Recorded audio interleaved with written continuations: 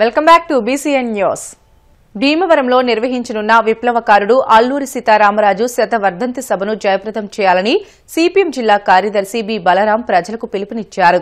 నర్సాపురం మీరా గ్రంథాలయ భవనంలో జరిగిన మీడియా సమావేశంలో బలరాం మాట్లాడుతూ భీమవరంలో 3, 4, 5 తేదీల్లో సిపిఎం జిల్లా మహాసభలు నిర్వహించనున్నట్లు తెలియజేశారు.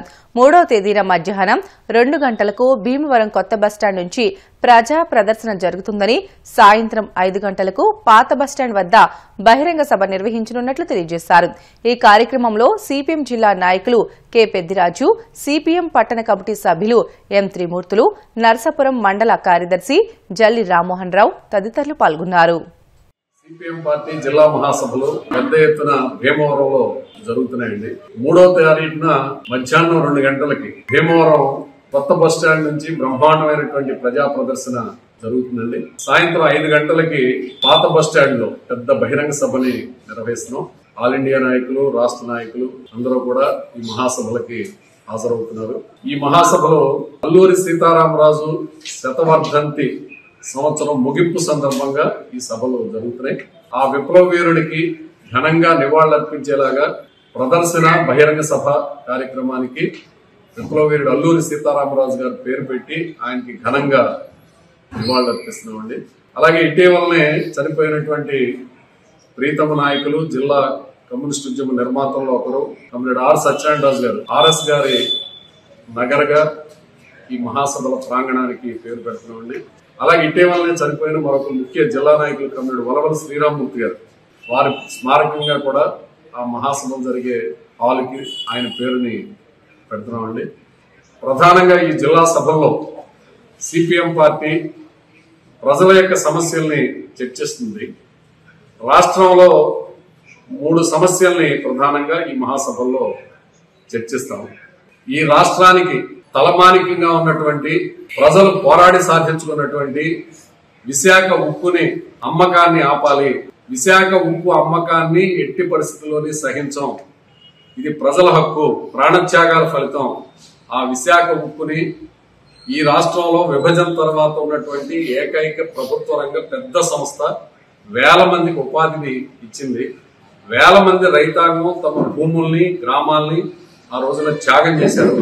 అటువంటి విశాఖ ఉక్కు అమ్మకాన్ని ఆపాలి, దాన్ని కాపాడాలి అనేది ప్రధానంగా ఈ మహాసభల్లో డిమాండ్గా తీసుకుంటాం. ఈ రాష్ట్రానికి ప్రత్యేక హోదా ఇవ్వాలి. ప్రత్యేక హోదా ఇవ్వడం ద్వారానే ఈ రాష్ట్రం పారిశ్రామికంగా, ఉపాధి రీత్యా అభివృద్ధి అవుతుంది. ఈ రాష్ట్రానికి ప్రత్యేక హోదా ఇవ్వాలి. పోలవరం ప్రాజెక్టు నిర్మాణం నిర్వాసితుల యొక్క సమస్యల్ని పరిష్కారం చేసి వారికి పూర్తి స్థాయిలో పునరావాసం కల్పించి ప్రాజెక్ట్ నిర్మాణాన్ని త్వరగా పూర్తి చేయాలి అనేది ఒక ప్రధానమైనటువంటి అంశంగా కూడా చర్చిస్తాం. ప్రధానమైనటువంటి సమస్య కాలుష్యం సమస్య మన జిల్లాని వేధిస్తుంది. కాలుష్యం కారకంగా జబ్బులు విపరీతంగా పెరుగుతున్నాయి. ఈ రోజున గుండె జబ్బులు, కిడ్నీ జబ్బులు, లివర్ జబ్బులు, చర్మ వ్యాధులు. వాహనాలు తనిఖీ చేస్తున్న పోలీసుల పైనుంచి ఓ కారు దూసుకు వెళ్లింది. ఈ ఘటనలో 2 కానిస్టేబుల్ తీవ్రంగా గాయపడ్డారు. న్యూ ఇయర్ వేళ కాకినాడలో ఈ ఘటన చోటు చేసుకుంది. కిర్లంపూడి మండలం కృష్ణవరంలో మంగళవారం రాత్రి జాతీయ రహదారిపై పోలీసులు వాహనాల తనిఖీలు చేపట్టారు. ఈ క్రమంలో అర్ధరాత్రి దాదాపు 1 గంట సమయంలో విశాఖపట్నం నుంచి రాజమహేంద్రం వైపు వెళ్తున్న కారును ఆపారు. రోడ్డు పక్కన ఆపుతున్నట్లు నటించిన డ్రైవర్ ఒక్కసారిగా వేగంగా ముందుకు దూసుకువెళ్లాడు. దీంతో వాహనం ముందు నిల్చున్న 2 కానిస్టేబుల్ కు తీవ్ర గాయాలవడంతో వెంటనే స్థానిక ఆసుపత్రికి తరలించారు. కానిస్టేబుల్ పైనుంచి దూసుకెళ్లిన కారును రాజానగరం సమీపంలోని కెనాల్ రోడ్లో వదిలి డ్రైవర్ పరారయ్యాడు.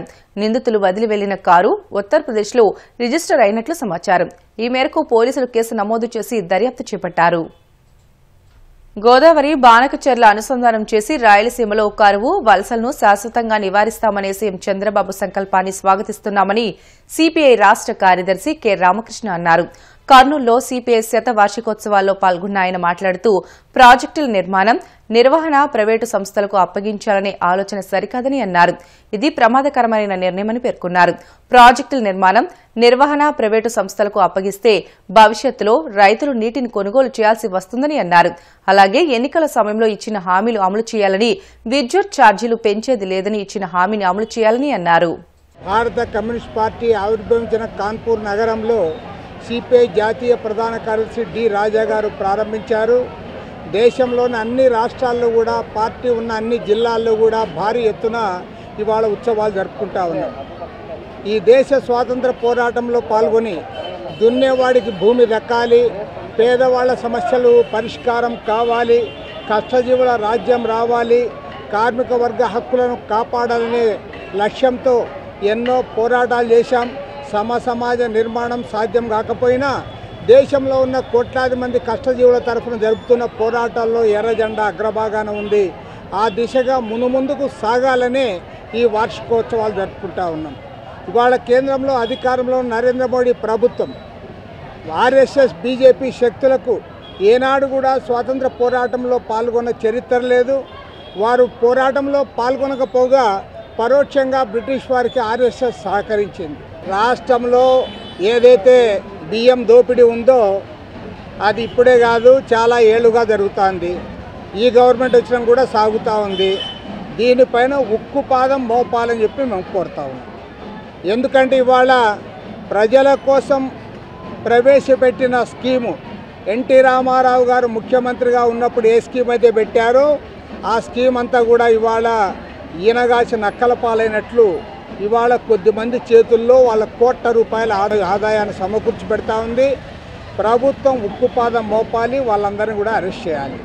అదేవిధంగా అదానీ కుంభకోణంలో 1,10,000 కోట్ల రూపాయలు ప్రజలపైన భారాలు మోపుతా ఉన్నారు. 25 ఏళ్ల పాటు విద్యుత్ వినియోగదారులందరూ కూడా దోపిడీ చేస్తూ ఉన్నారు.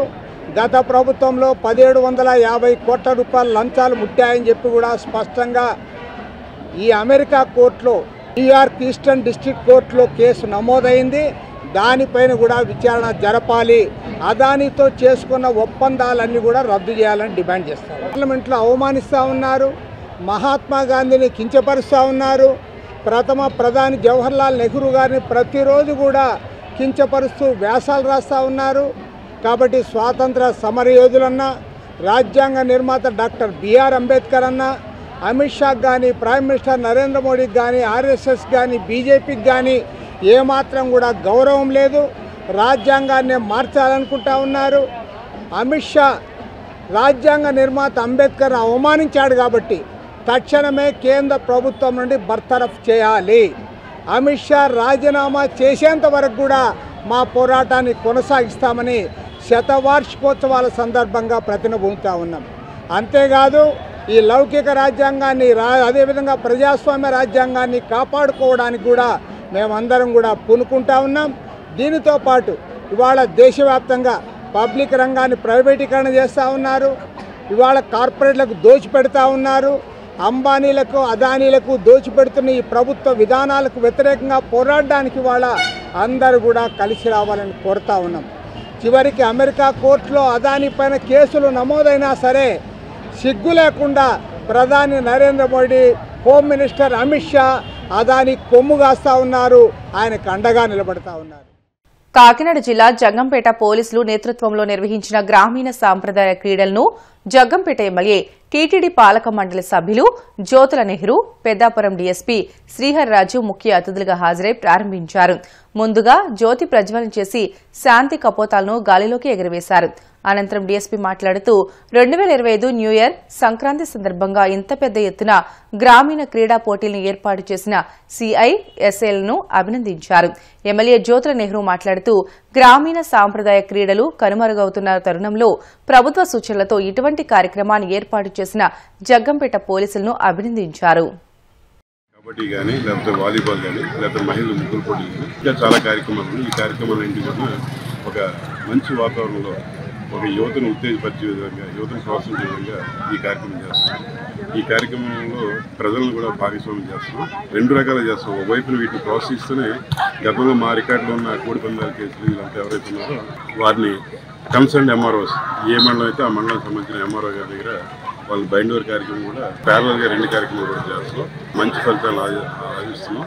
ఈ కార్యక్రమం ఎంత చక్కగా జరుగుతుందంటే ఇక్కడ స్థానికంగా ఉన్నటువంటి జగ్గంపేట సిఐ గారు శ్రీ వైఎస్కే శ్రీనివాస్ గారు ఆయన బాధ్యతగా పూనుకోబట్టి ఇక్కడ ఉన్న ఎస్ఐస్ అయినటువంటి కిర్లంపూడి, గండేపల్లి, జగ్గంపేట సతీష్ గారు కానివ్వండి, శివనాగబాబు గారు, రఘునాథ్ గారు, వీరంతా కలిసి ఒక సమన్వయం పరుచుకుంటూ, అలాగే క్రీడాభిమానులు, క్రీడా పోషకులు వీళ్ళందరినీ కూడా ఒక సమన్వయం చేస్తూ ఈ కార్యక్రమం చేస్తున్నారు. ఈ కార్యక్రమాన్ని చాలామంది స్ఫూర్తిగా తీసుకుని మిగిలిన చోట కూడా ఏర్పాటు చేస్తున్నట్టుగా తెలుస్తుంది. దీనికి అందరినీ కూడా ఆహ్వానిస్తున్నాం. ప్రతి ఒక్కరి సహాయం.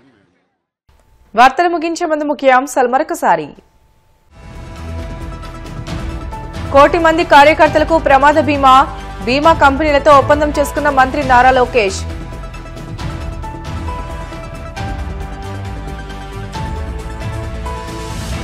ప్రతిపాడు కమ్యూనిటీ హెల్త్ సెంటర్ ను తనిఖీ చేసిన కలెక్టర్ షణ్మోహన్. అందుతున్న వైద్య సేవలపై ఆరా.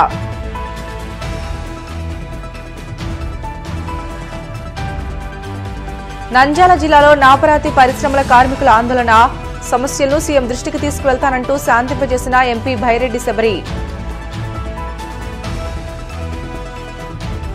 భీమవరంలో విప్లవ వీరుడు అల్లూరి సీతారామరాజు శతవర్ధంతి జయప్రదం చేయాలన్న సిపిఎం జిల్లా కార్యదర్శి బలరాం. ఇవి ఇప్పటి వరకున్న బులెటిన్లోని అప్డేట్స్. మరిన్ని వార్తల కోసం BCN digital YouTube channel, Facebook పేజీని ఫాలో అవ్వండి. అప్డేట్ వార్తల కోసం ప్లీజ్ డూ సబ్స్క్రైబ్.